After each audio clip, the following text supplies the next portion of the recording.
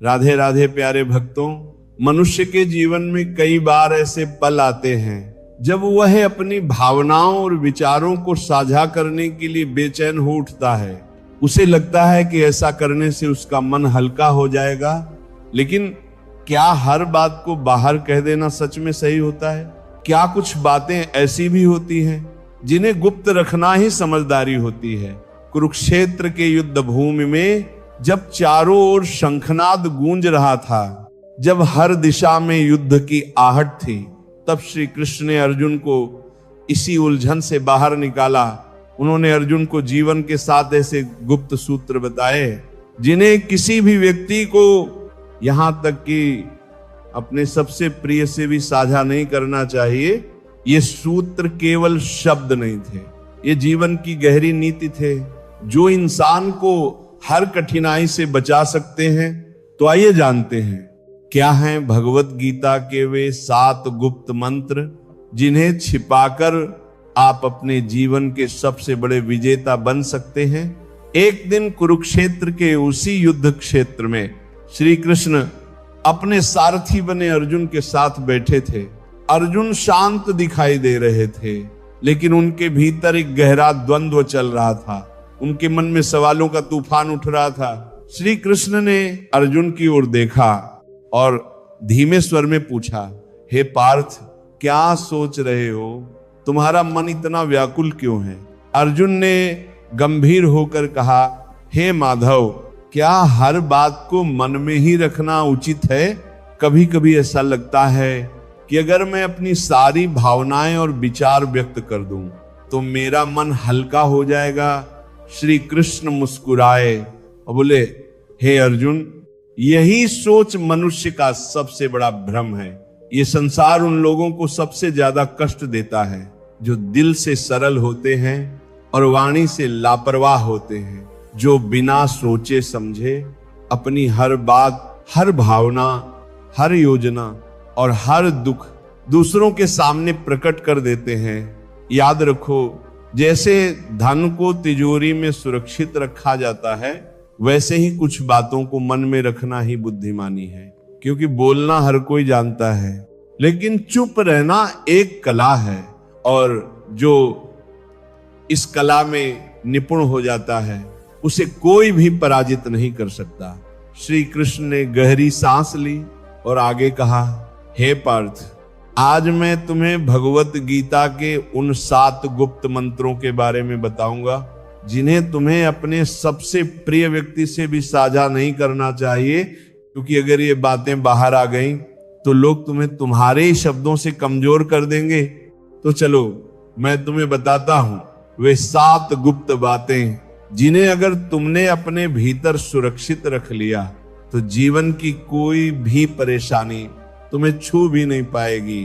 तो चलो अब मैं तुम्हें बताता हूं वह 7 गुप्त बातें जिन्हें अपने भीतर छिपा कर रखना ही बुद्धिमानी है। पहला मंत्र, घर परिवार की समस्याओं को गुप्त रखो। श्री कृष्ण बोले, हे पार्थ, कौटुंबिक दुख को बाहर प्रकट मत करो। जीवन का ये पहला नियम है कि अपने घर की परेशानियों को कभी भी बाहरी लोगों के सामने उजागर मत करो, चाहे वो झगड़ा हो या मनमुटाव या कोई निजी पीड़ा, उसे घर के बाहर मत ले जाओ। अर्जुन ने पूछा, हे माधव, जब मन में दुख हो तो क्या उसे बांटना गलत है? श्री कृष्ण बोले, हे पार्थ, जब तुम अपने घर की कमजोरियां बाहर दिखाते हो तो लोग उन्हें जोड़ते नहीं बल्कि और ज्यादा बिखेर देते हैं। वे सहानुभूति नहीं बल्कि तमाशा चाहते हैं। एक बार एक गांव में 2 भाई रहते थे, उनके बीच अक्सर विवाद होता था। एक दिन बड़े भाई ने पंचायत में छोटे भाई की बुराई कर दी। परिणाम यह हुआ कि पूरे परिवार की इज्जत गिर गई और लोग उनसे दूरी बनाने लगे। घर की बात जैसे ही बाहर जाती है, रिश्तों की मर्यादा टूटने लगती है और लोग तुम्हारे दुख को तुम्हारे ही खिलाफ इस्तेमाल करने लगते हैं। इसीलिए याद रखो, घर का झगड़ा अगर बाहर पहुंच जाए तो वह नींव को हिला देता है।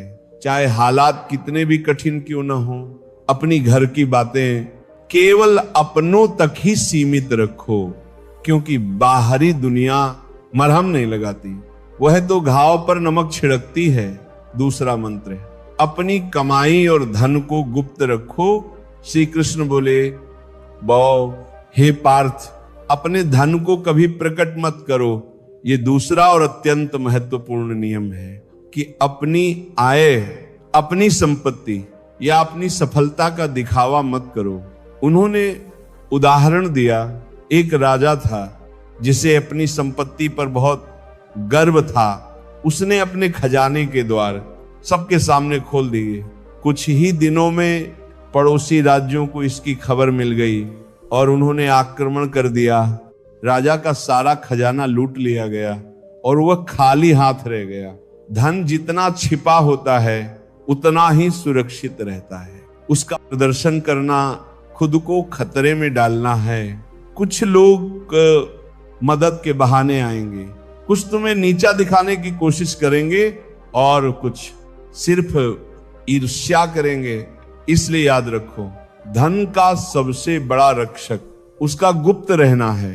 तीसरा मंत्र, अपनी योजनाओं को गुप्त रखो। श्री कृष्ण बोले, हे अर्जुन, कार्य की योजना को प्रकट मत करो। जब तक कोई कार्य पूरा न हो जाए उसे अपने मन में ही रखो। जो लोग अपनी हर योजना पहले ही बता देते हैं वे अक्सर मंजिल तक पहुंचने से पहले ही रुक जाते हैं। उन्होंने एक व्यापारी का उदाहरण दिया जो एक नई दुकान खोलना चाहता था। उसने अपनी योजना हर किसी को बता दी। कुछ ही दिनों में एक चतुर व्यक्ति ने उसी जगह पर दुकान खोल ली और सारा बाजार अपने कब्जे में कर लिया।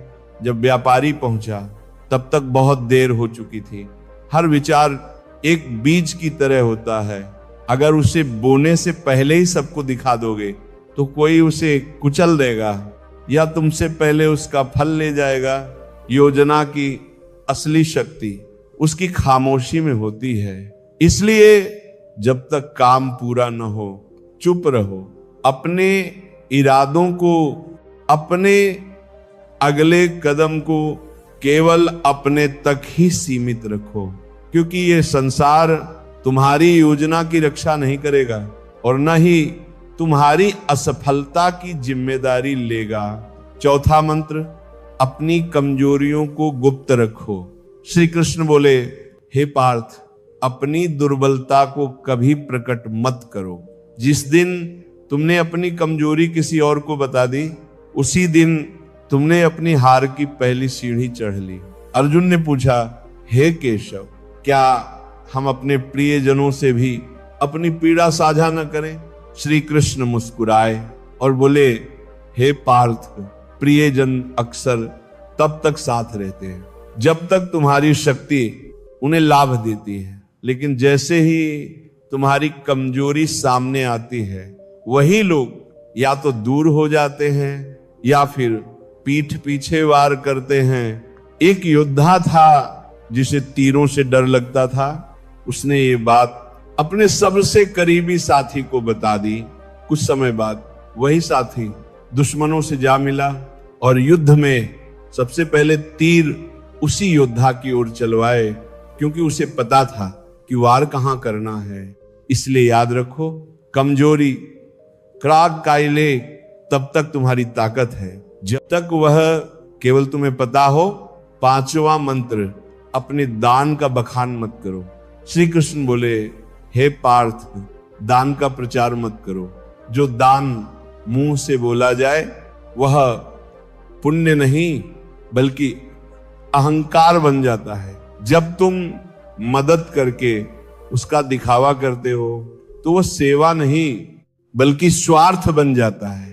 एक राजा था जिसने दरबार में कहा कि उसने बहुत दान किया है। लोगों ने उसकी प्रशंसा की, लेकिन उसका दान पुण्य में नहीं बदल पाया क्योंकि उसका प्रदर्शन हो चुका था। याद रखो, सच्चा दान हमेशा छिपा हुआ होता है। जो दिल से दिया जाए वह सीधे ईश्वर तक पहुंचता है। छठवां मंत्र, अपमान और हार को गुप्त रखो। श्री कृष्ण बोले, हे अर्जुन, अपमान और पराजय का प्रचार मत करो। जीवन में हर कोई कभी न कभी हारता है या अपमान सहता है, लेकिन उसे बार बार दोहराना अपने घावों को कुरेदने जैसा है। एक योद्धा था जो युद्ध में हार गया। उसने हर किसी को अपनी हार की कहानी सुनाई। कुछ लोगों ने सहानुभूति जताई, लेकिन अधिकतर लोग उसे हंसी का पात्र बनाने लगे। जब वो दोबारा युद्ध में उतरा तो लोग उसकी हार देखने का इंतजार करने लगे। इसीलिए अगर तुम गिरे हो तो चुपचाप उठो, सीखो, आगे बढ़ो, लेकिन शोर मत करो। सच्चा विजेता वही है जो गिरकर भी बिना कुछ कहे फिर से खड़ा हो जाता है। 7वां मंत्र, अपनी भावनाओं को गुप्त रखो। श्री कृष्ण बोले, हे पार्थ, मन के भावों को हर किसी के सामने प्रकट मत करो। मनुष्य का सबसे बड़ा रहस्य नाम उसका मन होता है। जो व्यक्ति हर किसी के सामने अपना मन खोल देता है वह सबसे पहले टूटता है जब तुम अपनी पीड़ा, अपना क्रोध या अपना दुख दिखाते हो। तो लोग सहानुभूति नहीं बल्कि कमजोरी देखते हैं। वे सोचते हैं कि तुम्हें कहां से तोड़ा जा सकता है। अगर तुम किसी को बताते हो कि तुम किससे क्रोधित हो तो वह बात तुम्हारे शत्रु तक पहुंच सकती है। अगर तुम किसी को बताते हो कि तुम किससे प्रेम करते हो तो वही लोग उस प्रेम को तोड़ने की कोशिश करेंगे। और अगर तुम अपनी पीड़ा जाहिर करते हो तो लोग उसका हल नहीं बल्कि फायदा सोचते हैं। इसलिए भावनाओं को धन की तरह संभाल कर रखो। जो सबके सामने आ जाए उसका मूल्य घट जाता है, और जो भीतर सुरक्षित रहे वही ताकत बनता है। अपने मन की बात केवल उसी से कहो जो वास्तव में निस्वार्थ हो। बाकी सबके सामने मुस्कुराओ और शांत रहो। अर्जुन ने सिर झुका लिया और कहा, हे केशव, अब मैं समझ गया हर रिश्ते में प्रेम और विश्वास हो सकता है, लेकिन कुछ बातें ऐसी होती हैं जिन्हें गुप्त रखना ही बुद्धिमानी है। श्री कृष्ण बोले, हे पार्थ, यही नीति जीवन का सबसे बड़ा कवच है। इसे अपनाओ, फिर कोई भी तुम्हें तोड़ नहीं पाएगा। अगर यह संदेश तुम्हारे हृदय को छू गया हो अगर पढ़ना तो इसे अपने जीवन में उतारो और आगे बढ़ो।